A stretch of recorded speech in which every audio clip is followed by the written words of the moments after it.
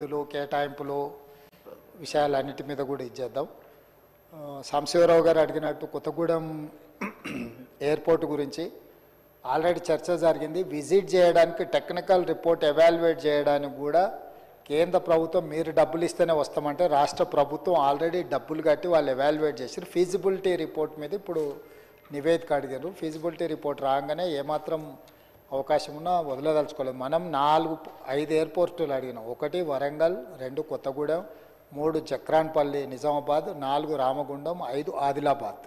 So first ఫేజ్లో మనకి ఇది ఇచ్చింది. 5 కేంద్ర ప్రభుత్వ పరిశీలనలో ఉన్నాయి. ఒక్కొక్కటి వాళ్ళు step by step feasibility report, అదేవిధంగా ఇతర సాంకేతిక పరమైన అంశాలు ఆల్రెడీ అవి ఏమన్నా డిఫెన్స్ పరిధిలో ఉన్నాయా, ఏమన్నా నిబంధనలు ఇవి ఉన్నాయా, వాటన్నిటిని కూడా ఎగ్జామిన్ చేస్తున్నాం. డెఫినెట్గా తెలంగాణలో నెక్స్ట్ జరగాల్సిన అభివృద్ధి ఎయిర్పోర్టులే. ఎయిర్పోర్ట్ ఎక్కడైతే వస్తాడో అక్కడికి పెట్టుబడులు వస్తాయి. మేము సౌత్ కొరియా పోయినప్పుడు వరంగల్ ఎందుకు మనం వెంబడబడ్డామంటే సౌత్ కొరియన్ ఇన్వెస్ట్మెంట్స్ ఏమడిగినా వాళ్ళు ఎయిర్పోర్ట్ అడుగుతున్నారు. వాళ్ళ ఇండస్ట్రియల్ పార్కులు కానీ టెక్స్టైల్ దే ఆర్ అంటే నోన్ ఫర్ ది టెక్స్టైల్స్.